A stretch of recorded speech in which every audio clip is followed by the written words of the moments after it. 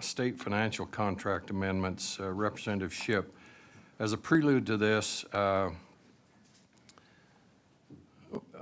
this ESG subject matter, we have about 35 bills that was reported yesterday that have been filed on this matter. Representative Shipp's has to do with financing of electrical facilities. And so we'll give you a few minutes to talk about your bill. I don't think he wants any action from the committee, but he wants some discussion. And then he'll get with that ESG committee, and they'll decide which way they want to go and which bills and combine some and so on and so forth. So go ahead, Representative. Thank you, Chair Albrecht. Yeah, this is something I wanted to bring for discussion purposes. Yesterday we had a working group where he talked about the number of bills that are out there on this ESG issue. And there's probably about 4 categories, and there's a lot of bills. And so this is just one that I think is important. I actually had it last year. We had some discussion in a different committee on this, but this really focuses on energy. There's some problems going on out there with energy because, and we had a good discussion with the prior people on this, there's this ESG force that is trying to say because coal and petroleum things do not do well with the environment, that there are a lot of financial institutions out there that are backing off and not willing to finance some of our producers of coal and so forth. So this bill just says, it's a simple bill, it's a page and a half is all. It says, this bill requires a procurement unit in the state entering into certain financial services contracts to give preference to certain financial companies that do not have a policy or practice of refusing to provide financial services to fossil fuel companies, and specifies that the requirement does not affect a separate private cause of action or remedy. And so this doesn't say that we're going to refuse to do business with them, because that may hurt the state in some respects. I know Texas enacted a bill that was basically we will not do business with these companies, and I know they're having some problems down there with the costs that it's causing them because of that. And we don't want to hurt our banking or financial services companies either. But this is becoming a much more gregarious issue around the country because of pushing this ESG focus. And I think as a state, we need to push back, and because we need to support. I mean, we have, I don't know, probably over 100,000 jobs in the state that's based on the fossil fuel business. Probably millions, trillions, or billions of dollars of revenue that it generates for our people. And we need to do something that pushes back on this issue. And I know our state treasurer, I've talked quite a bit with the Treasurer's Department on this, and they helped me get some wording involved there. But we may end up, as Chair Albrecht said, combining with some others once we find out what's out there and what needs to be done. But anyway, I'm open for some discussion, some input, questions.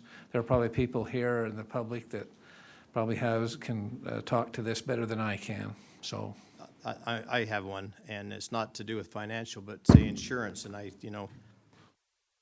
with the company, my personal business is I'm involved with electrical repairs at the coal mines, power plants, and stuff like that. And I was with an insurance company for a few years, and they denied quoting to me 2 years ago because I deal with fossil fuel companies, and so I was denied a quote, which saved me money because I went to somebody else and got a better deal than I'd been paying for the last couple of years.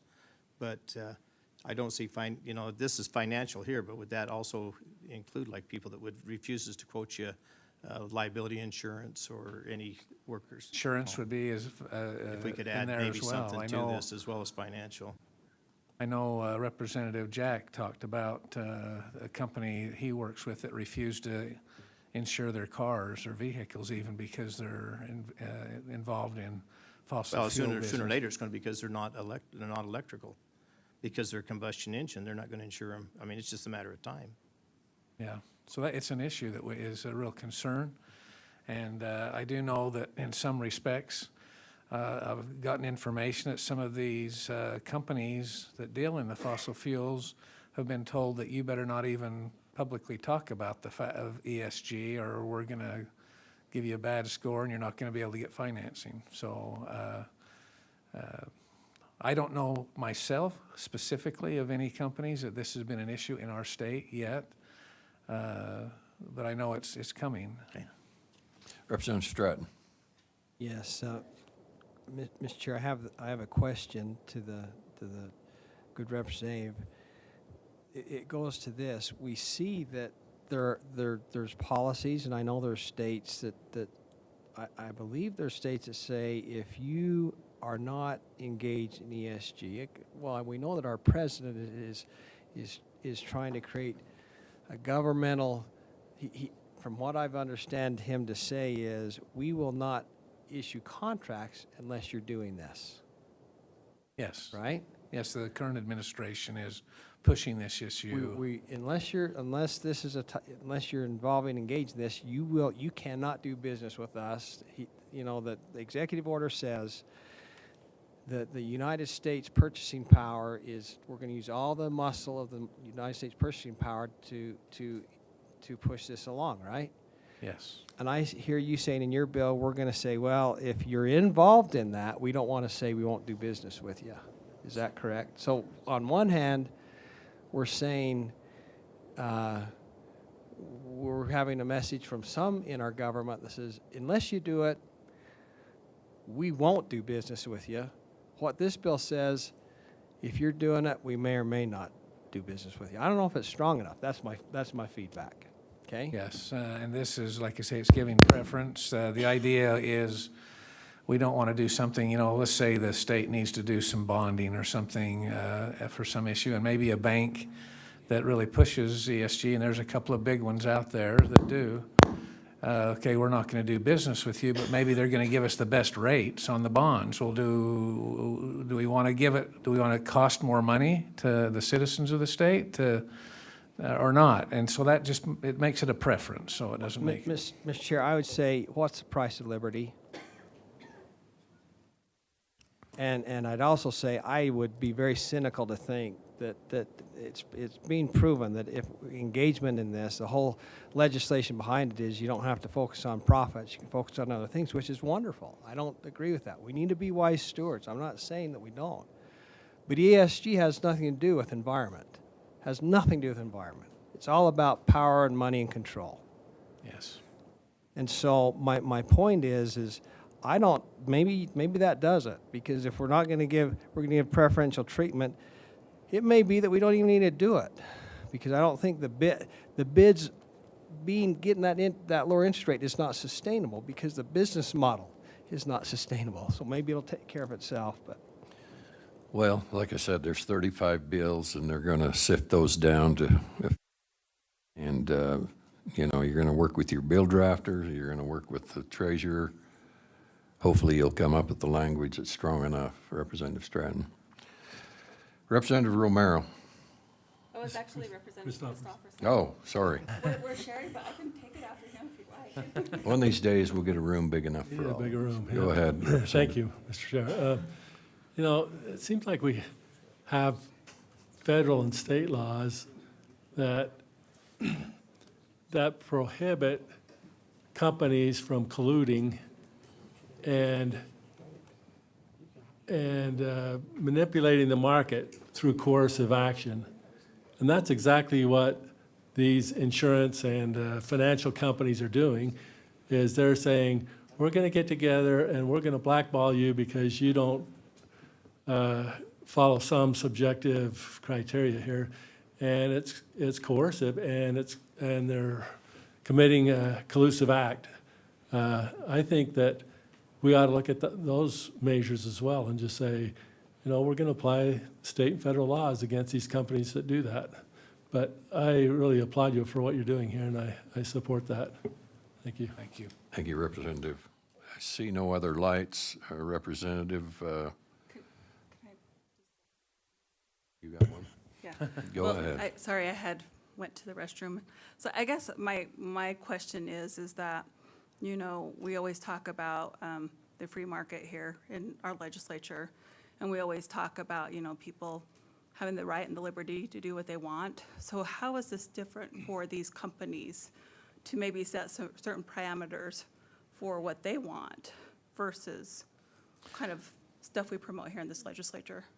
Well, this is designed more in a way to, there are companies out there that can't get their financing. In fact, I know of a particular one that had to go outside of the country to get financing because of this, the banks big enough to take care of them wouldn't do it because they're in the fossil fuel business. And so you're talking about companies that have a lot of assets out there that they need because it takes a company with a lot of backing to be able to finance these companies. And so it's not like somebody can just start up a company and say, okay, we'll do business with all of them. And so this is just a way to push back. And maybe it's not strong enough, as Representative Stratton said, but it's a way of pushing back and say, okay, if you're going to have that policy, we're not going to do business with you. We're going to prefer to do business in our state or our state subdivisions. We won't do business with this particular institution because of your policy on refusing to do business with fossil fuel companies. Thank you. I would like to answer that. It's called discrimination. And if I'm Hispanic and I have a good credit report and I have everything going for me, but because I'm Hispanic, I'm not going to get a loan, well, what's the difference? That's right. If I'm a co-operator, now you're discriminating against me. That's what it's called. It's discrimination. You call it free market or whatever you want, but we have laws in the state and we have laws in the country against discrimination. And by God, I think we ought to stick with it. And Yeah. this ain't strong enough, and we need to do something about it. It's bullshit. Okay. Sorry about that. Thank you. Thank you for letting us know how you really feel there, I Senator. like that farm language. Okay, We'll go with affirmative action. we are going to open this up for some public comment, Representative. Is there anyone in the public that'd like to talk about this bill? Why don't you come up? State your name and who you represent, and we'll give you a minute or so. It says it's green. There we go. Okay, sorry. My name is Elizabeth Converse. I'm with Utah Tech Leads. We represent the tech industry across the state. We have over 6,500 companies and over 300,000 employees that we represent. I'm going to make some enemies here, so please forgive me. And remember that I work for a trade association, so I get to do what my members tell me to do. Especially for our venture firms, which is the lifeblood of our homegrown companies' abilities to continue on and to create more companies and to create more success in the state of Utah, is a boogeyman. There's no other way around it. ESGs are a risk mitigation tool that some investors use and some don't. And applying it to state contracts becomes very difficult for us, not because of the actual issues that you might deal with in state contracts, but because it sends to the rest of not only the community in our state, but the community outside of our state. It tells people what we prioritize and what we choose to work on instead of the other issues that we could be working on. It's really difficult to recruit companies and employees here when we tell them the Great Salt Lake is drying up, but it's okay because we're doing something about it, but ESG companies aren't allowed to work with the state, or companies who use ESGs aren't allowed to work with the state. So it's this conflicting priorities that we've been consistently running into over the past, I would say, 5 to 10 years. And we would love to see this addressed in a very, very different way. Thank you. I think we have a question for you, Senator Owens. Yes, thank you, Mr. Chair, and thank you for coming, testifying. So ESG on the G side is governance. And the state of Utah has been, by most accounts, looked at as the best governed state in the nation for many years. Very business friendly, as you just said. But if we're different on one social item, the companies need to know the good platform that they've been able to come and be successful in as well. Absolutely. We totally agree with that. The difference for us is that we are looking at to sustain the future success. And if companies aren't going to build here, if they're not going to stay here, if they're going to leave because of the perception of what Utah is, then it doesn't matter if we have a good basis for financial success as for our business community. It doesn't matter because that perception becomes the reality. Thank you. Thank you for your comments. Next witness.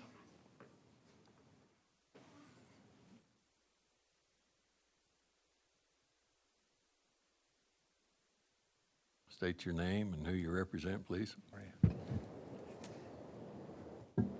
My name is Howard Headley. I'm the president of Utah Bankers Association. I appreciate this opportunity to talk about this topic. It's something I feel very passionately about, as many of you do. It's offensive, and it's frustrating for the banking industry to be put in the position that we get put in. And I'm passing out an article that I wrote for our magazine earlier this year. And as I've talked to legislators, I realize that you all don't read our magazine. So I thought I ought to bring it just because I've talked with a number of you about our thoughts and feelings about this, and some have been surprised. And I'm like, well, I wrote about it months ago. And so here's the article. But it's just this tendency in our environment right now to politicize everything. And it's really exhausting and it's frustrating. There are many reasons why. I mean, when we make loans as banks, we're discriminating, right? We're looking at financial performance, but these are all financial things that we're considering. And I think people are comfortable with that. We have to look at the ability to repay. We have to look at risk, cost of capital, and all those issues that we look at when we make a loan or don't make a loan. But there are reasons why some banks have policies not to lend into this area because they don't have the expertise. They don't, it's too risky. They may have concentrations. It may be that they have too much of this, and the regulators are saying you've got too much exposure in this area. You can't do any more loans to, mining entities or something like that. So there are legitimate financial reasons why we do and don't do things. But clearly there's been a push to make this political. And that's offensive to every banker that I know. And I appreciate Representative Shipp saying he's not aware of this happening in Utah. I'm unaware of this happening in Utah. So I see a bill like this in Utah and I say, what are we trying to fix? And what are we potentially, going to mess up? And part of the issue in Texas is that they didn't have a really robust structure to determine who exactly is it that we're trying to not give a preference to. And you can either call it not giving a preference to, or you can call it discrimination. But the bottom line is, I think you'd have to set up a pretty robust structure on the front end so that if you're going to penalize a bank, that you're sure you're penalizing a bank that's doing what you didn't want it to do and not just responding to normal, business issues, safety and soundness, concentrations, strategic plans. It would be very hard, my view, to get in and say, oh, they didn't give them that loan because they're woke, or they didn't give them that loan because they weren't creditworthy, or they didn't give them that loan because it would be too risky for the bank. We're going to have to get in and try to figure all that out. Now, to the extent that you've got a bank that's out there parading that we're going to discriminate against, these companies, maybe that makes it easier, but you've got to figure out a way to capture that. All the CEOs of the biggest banks were in front of a congressional committee this morning. That's what I spent my morning listening to. And every one of them, to a person, including the ones that we talk about, JP Morgan Chase, Jamie Dimon, basically pushed back and said, we have to fund fossil fuels. There's got to be a transition. This is not a sustainable path to, it's not a viable path to the sustainable energy. We can't just stop. So he was explaining, I think, the very positions we would look at and say, yeah, that's right. And when asked about coal, he said, yes, we're going to lend to coal. So I guess part of me says, I don't see the problem that's being described. Now, there is a problem I want to draw your attention to, and it's similar to the problem you just spent 2 hours listening to. If our regulators come out and say, this is what you're going to do and this is what you're not going to do, there's nothing that you all can do to impact that. And that's what we're fighting as an industry. We've got rules being promulgated on this topic that we are fighting back against, that we are defeating nominees for the OCC. We for the first time in our history as an industry, we opposed a nominee for the Office of the Comptroller of the Currency on this issue, and she lost. And then she was replaced by someone who was more reasonable on this issue. So we are fighting. We are as angry as anybody that people want to politicize what we do. It suggests that they know better what we do. What we're fighting is a regulatory battle, and we would welcome you joining us. I don't know what any of us can do, frankly, but we oppose nominees and we support nominees.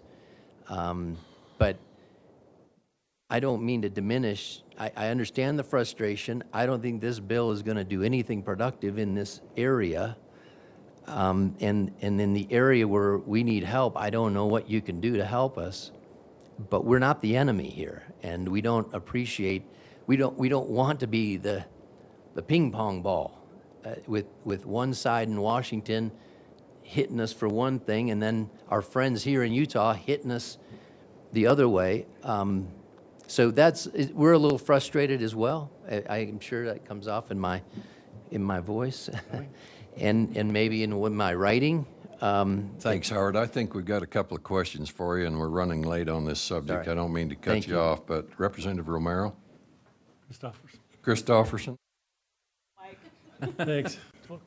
We need a few more mics, but I was just going to say, the need for this is kind of like the need for this op-ed. It's sending a message, and it kind of sets the stage. And I think the message is we don't want that kind of activity. And if you're a bank that's not using ESG or for financial decisions, then you don't need to worry about it in his bill. And so what this is trying to do is protect those who are going to abuse their, or discriminate from abusing that. Anyway, I think if you've got some suggestions that he could put in that would, help you swallow this a little bit better, then I'll bet he would listen to that. But I'm just saying, I think it's helping to prevent some problems down the road. With respect, I would suggest it's not just a message. If you want to do a message, I think a resolution would be great. We'd welcome it. We'd distribute it. I've distributed most of what our Treasurer Oaks has written to all my colleagues around the country because it's been good material with good information. But this bill doesn't do that. This bill would put every political subdivision in the state under obligation to provide a preference in their contracting, in the RFP process.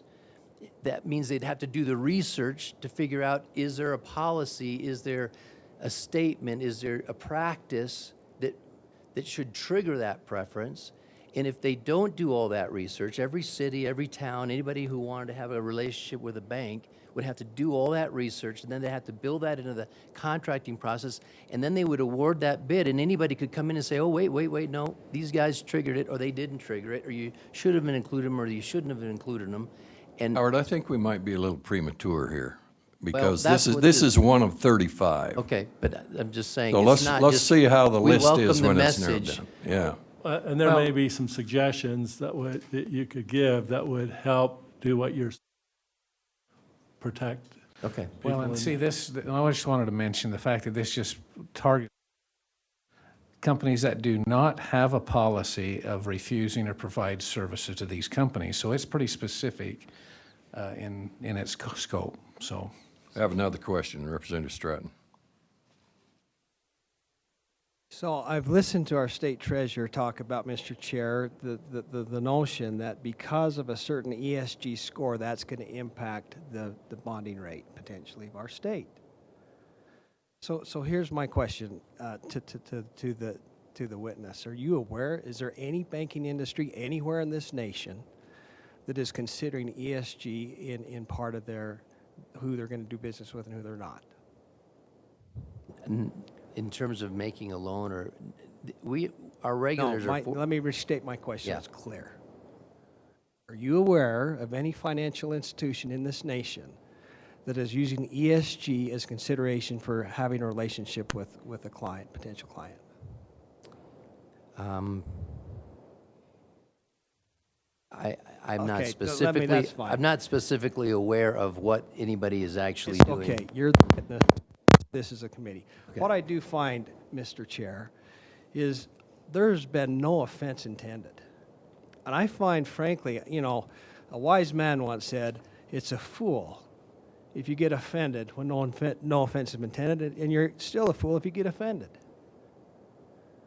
I find that the last two witnesses very disturbing. We're talking about boogeymans and being a whole industry were offending.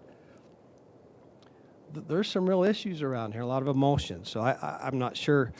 I don't think that we need to make sure that we get in a place we can have a good, healthy dialogue. Agreed. And I don't think going to the extremities like we're seeing is helpful.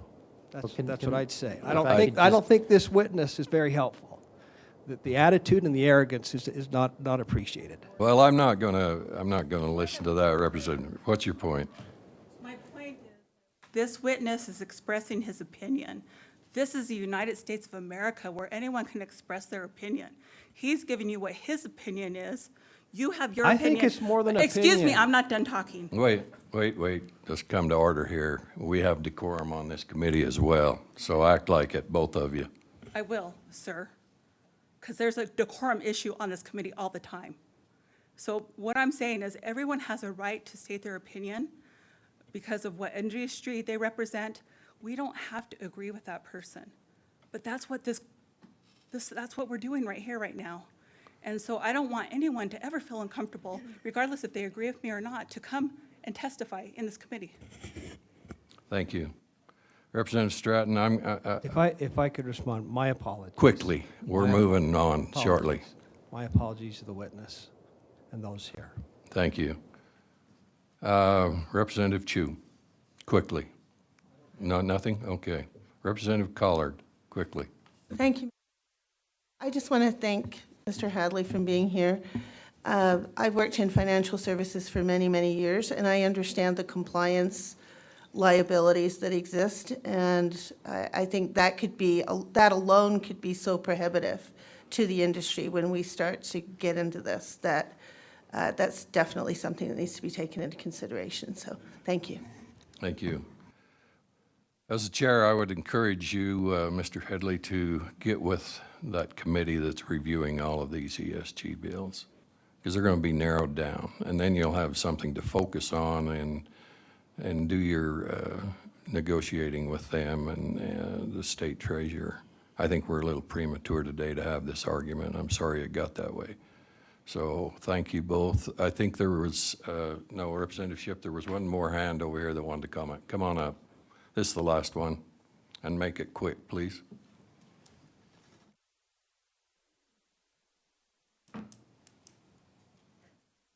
Thank you, Mr. Chair. My name is Brian Summers. I'm the president of the Utah Mining Association. I just wanted to offer a brief comment that this is an issue that we're seeing with a lot of our members and in other parts of the heavy industry community, that companies are being denied financing, they're being denied insurance opportunities, bonding opportunities, not because of any individualized credit risk necessarily, but because of the commodity that they're producing or because of some other subjective ESG criteria. And it is a real concern that we have in the industry. I think that, as you all are aware, there are 5 states that have actually passed discriminatory lending bills, Texas, West Virginia, Tennessee, Kentucky, and Oklahoma.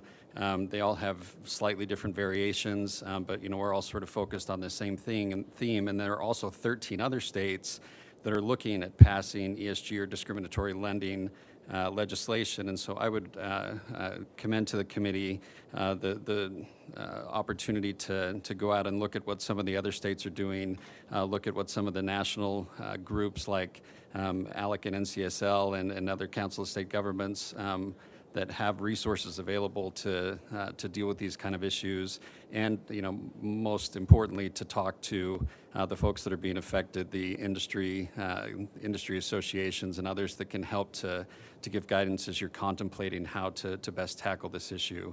So appreciate your attention and thank you for the opportunity to comment. Thank you, Mr. Summers. Representative Shipp, that concludes all the questions and the discussion. I hope you've got something to do your homework with. Yeah, just one final comment, Okay. and that is, what we want to do is we want to get in the right place, and this has been helpful, frankly, and we're going to have a lot more discussion in these groups as well. And so I appreciate your attention today. Thank you. Thank you.